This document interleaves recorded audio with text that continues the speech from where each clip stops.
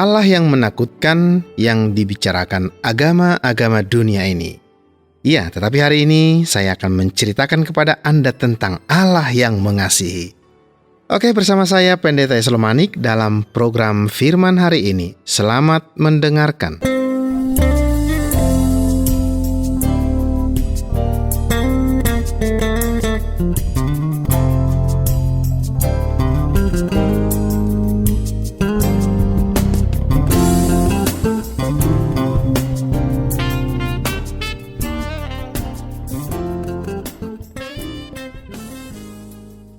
Saudara pendengar, Allah yang benar adalah Allah Tritunggal, Bapa, Anak, dan Roh Kudus.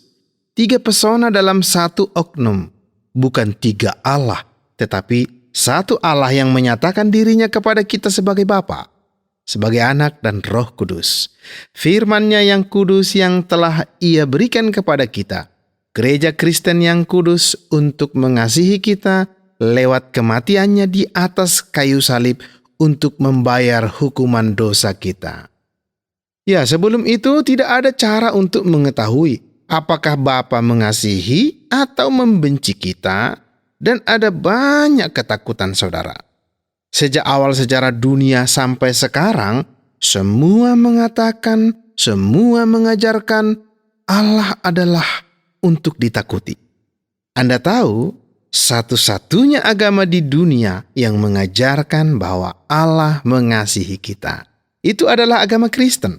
Semua agama lain mengajarkan bahwa kita harus meredakan murka Allah, entah bagaimana caranya, bahwa kita harus hidup dengan cara tertentu dan melakukan hal-hal tertentu.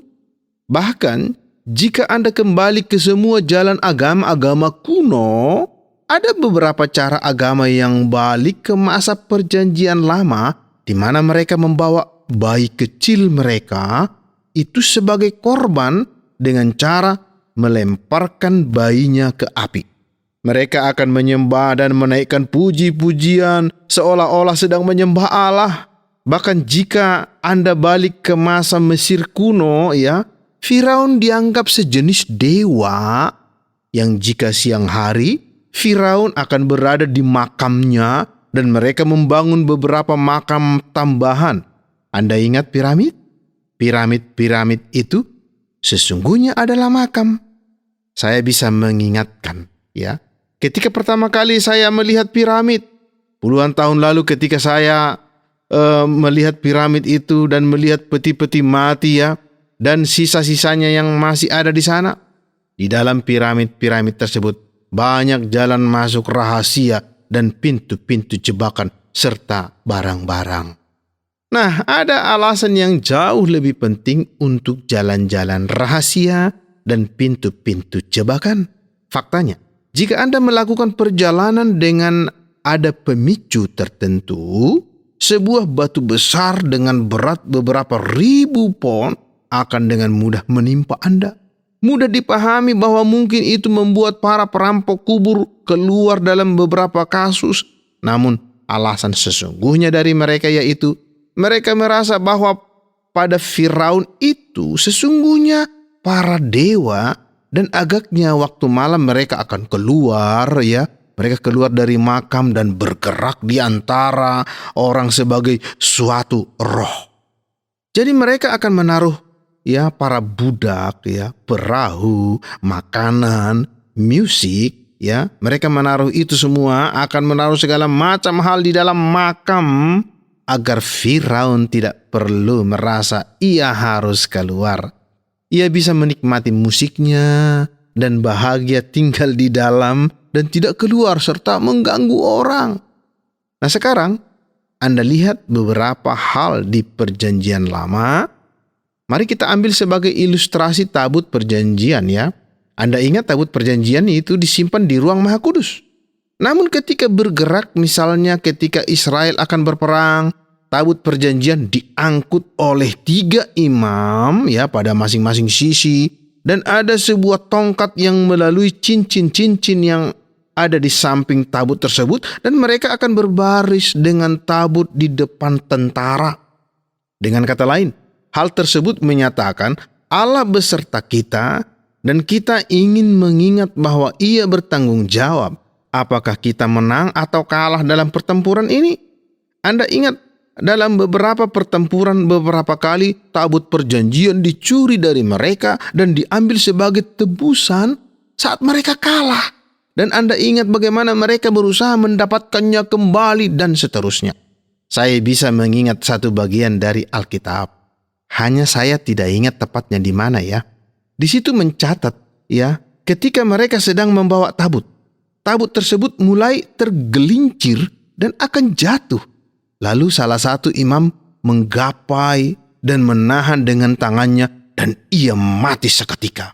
Ia langsung dibunuh.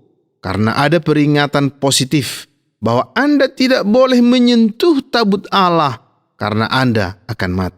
Saya akan memberikan suatu ilustrasi yang berbeda.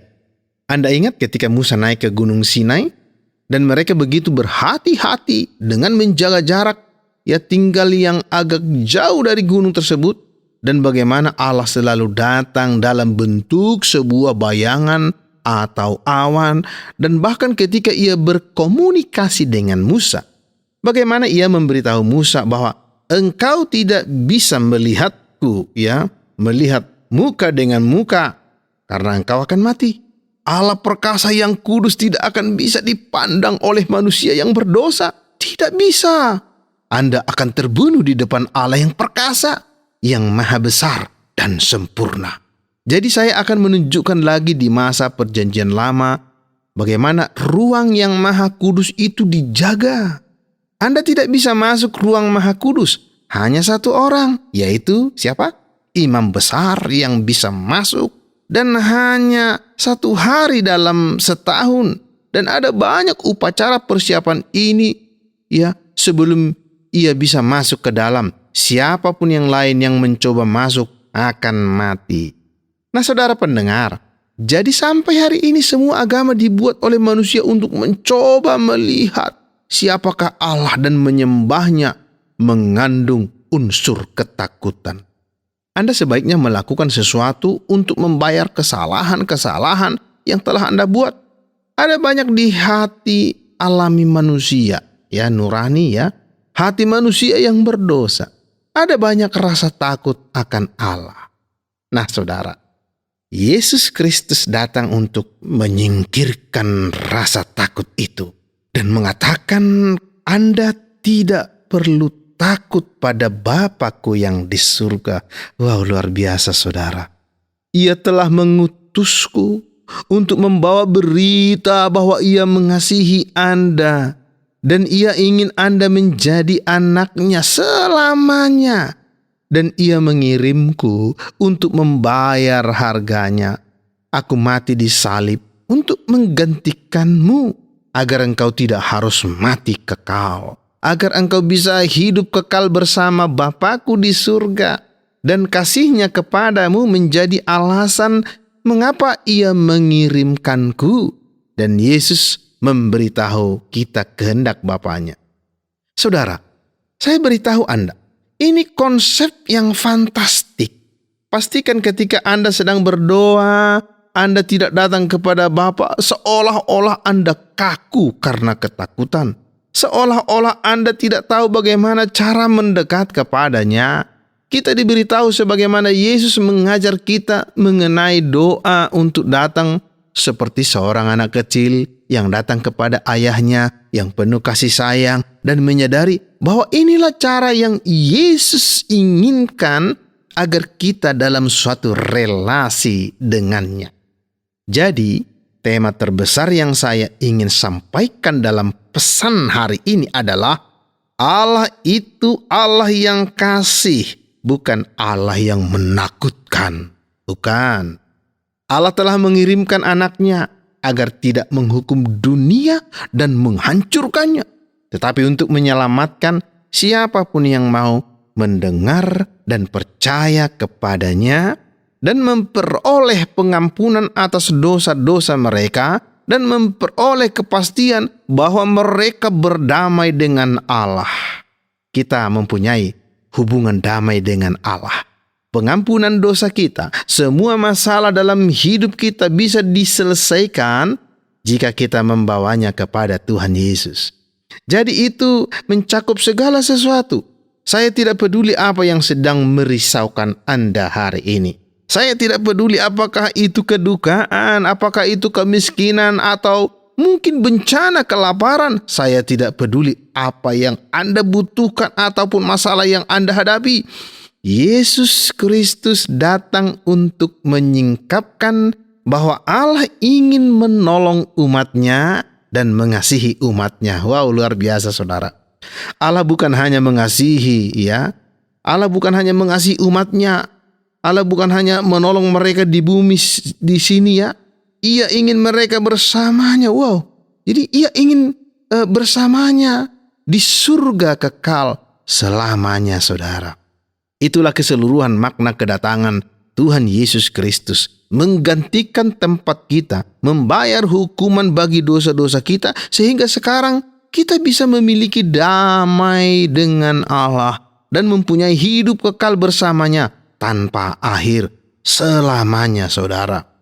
Lain kali ketika Anda berbicara dengan seseorang, pastikan bahwa mereka mengasihi Allah. Satu-satunya Allah yang sejati, satu-satunya yang telah mengirimkan anaknya untuk menyingkapkan kasih-Nya kepada kita. Kiranya Allah memberkatimu dan Anda tetap dalam pemeliharaannya yang kekal, tidak hanya di bumi, tetapi selamanya. Tuhan Yesus memberkati. Namamu selalu ku sebutkan di dalam doaku, dengan penuh penyembahan. Kasih-Mu senantiasa ku kenang dalam pujianku, dengan kerinduan ku rindu, dunia pun merasakan kasih yang ku rasakan darimu Yesus Tuhan. Ku rindu semua yang kau lakukan, membuat dunia mengerti kau menunjukkan Allah itu kasih. Saudara, jika Anda diberkati dengan program ini, silakan kirim respon Anda ke acara Firman Hari Ini, Tromol Pos 261 Batu 65302 Jawa Timur, atau SMS ke nomor 081333777386. Akhirnya saya Pendeta Islam Manik mohon diri dari ruang dengar Anda. Dunia pun merasakan kasih yang ku rasakan darimu Yesus Tuhan. Ku rindu semua yang kau lakukan, membuat dunia mengerti kau menunjukkan Allah itu kasih.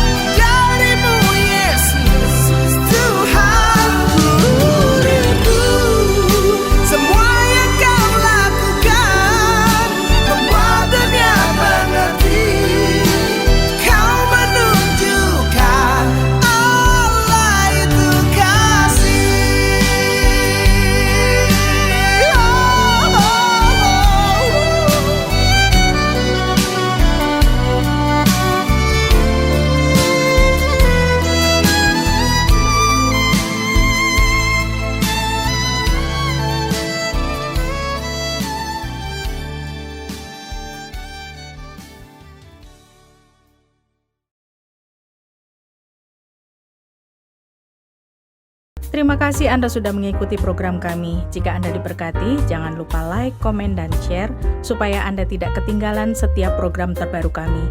Jangan lupa juga untuk subscribe channelnya dan nyalakan loncengnya.